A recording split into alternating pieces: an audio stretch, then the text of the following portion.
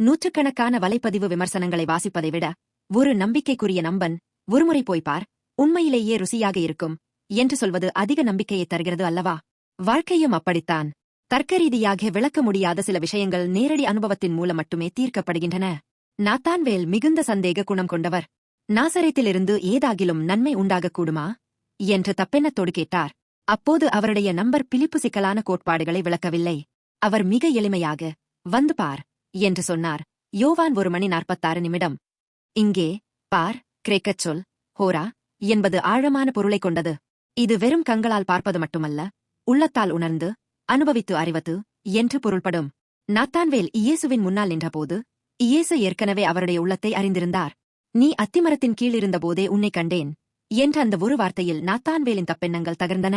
ஆ, இவர் என்னை அறிந்திருக்கிறார், இவரே தேவனுடைய குமாரன் என்ற உறுதியான மாற்றம் அவர் வாழ்க்கையில் ஏற்பட்டது. அவருடைய வாழ்க்கையின் கேள்விக்குறிகள் வியப்புக்குறிகளாக மாறின. இயேசு நாத்தான்வேலுக்கு இன்னும் ஒரு பெரிய வாக்குறுதியை அளிக்கிறார்.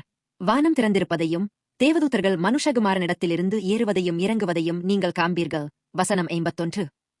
இது பழைய ஏற்பாட்டில் யாக்கோபு கண்ட ஏணியின் தரிசனத்தின் நிறைவேற்றமாகும். பாவத்தினால் நமக்கும் தேவனுக்கும் இடையிலான உறவு துண்டிக்கப்பட்டிருந்தது. ஆனால் இயேசு தாமே அந்த பரலோக ஏணியாக இந்த பூமிக்கு வந்தார். சிலுவையில் மரித்ததன் மூலம் இயேசு தடையாயிருந்த சுவரை தகர்த்தார். உயிர்த்தெழுந்தன் மூலம் தேவனிடம் செல்வதற்கான வழியை திறந்துவிட்டார். சிலுவை நம் வாழ்க்கையின் அனைத்து சந்தேகங்களையும் வெறுமையையும் முடிவுக்கு கொண்டுவரும் உறுதியான சாட்சியாக மாறியது. அன்பானவர்களே, இப்போது அந்த வியப்புக்குறியை அனுபவிக்க வேண்டியது உங்கள் முறை. நாம் இந்த உன்னத அழைப்பை பெற்றிருக்கிறோம். சிலுவையும் உயிர்த்தெழுதலும் வெறும் தத்துவங்கள் அல்ல, அவை நடந்த சம்பவங்கள். உங்கள் வாழ்க்கையின் கேள்விக்குறிகளுடன் இயேசுவிடம் வாருங்கள். வந்து பாருங்கள். சந்தேகங்கள் நீங்கி உங்கள் வாழ்க்கை சிலுவையின் அன்பினால் உறுதியான வியப்புக்குறியாக மாறும் அந்த அற்புதமான தருணத்தை இன்று நீங்கள் காணும்படி உங்களை ஆசீர்வதிக்கிறேன்.